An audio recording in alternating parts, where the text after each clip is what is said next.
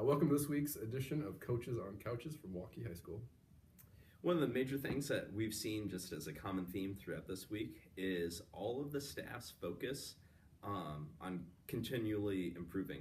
So almost every conversation we're having, it's, hey, I tried this new thing this past semester. It went well, but I really want to do better this coming semester with a new group of kids. So everyone's staying really positive and focused on continually growing. It's been really neat to see.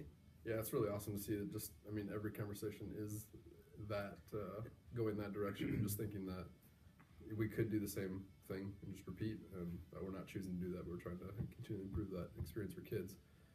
One example of this, we had the opportunity to witness kind of a final presentation in Laura B. Dub's class with a book club, and kids were talking about a book that they had chosen, and it was phenomenal. It was so good. So good. The kids gave some of the deepest responses to simple questions and had some major insights into kind of some self-help type books or just some self-improvement type books. So not only is our staff looking to continue to improve, but our students are starting to see the value in that continual improvement process as well. Yeah, it was so good. So good. Also, it was the same day. PD on Wednesday, Josh Smith. Charlie and I got to sit there and just be a part of it. We really had no part in the planning of it. It was all Josh. And it was funny. We were laughing. We got to have conversations and bond with a group of teachers that we don't always get to work with.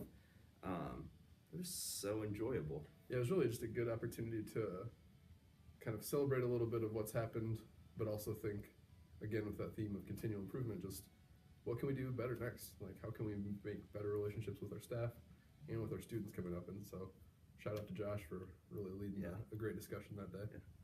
Yeah. Another big happening this week is the Wilk opening for our students. It's not open to necessarily our entire public, but some of our students are getting to see what the Waukee Innovation and Learning Center is looking like. And we had the opportunity to just kind of take a peek at invitation by Holly Showalter this week. And I'm really looking forward for our students and staff to check this out and see the awesome things that will go on down there. Yep.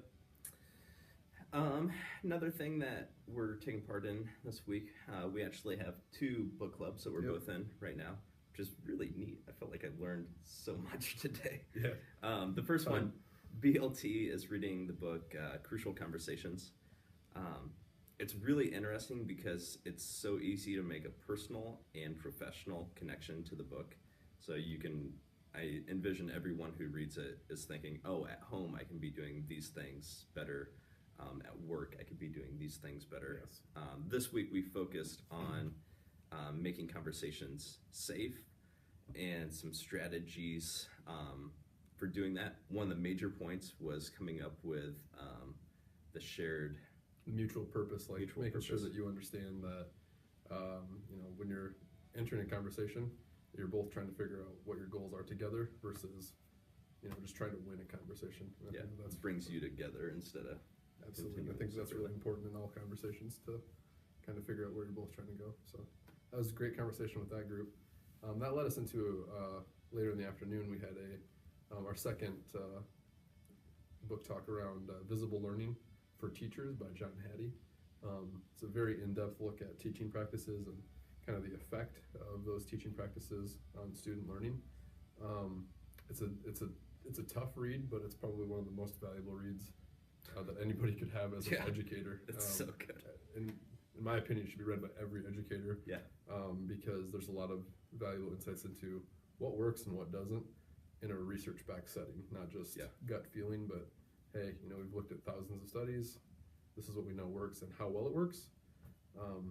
It kind of comes to the conclusion, everything works, but some things work better than others. Yep. And I think it's important to kind of know what those things are. And yep. So we've been talking with a group of about 10 teachers on that. And so if you have a chance, Abby, Kristen, Adam, Alex, Danielle, Carrie, Melissa, myself, Neil, Brad, and Allison are joined in on that. And so if you see them, ask them about it. It's a great read. Yep.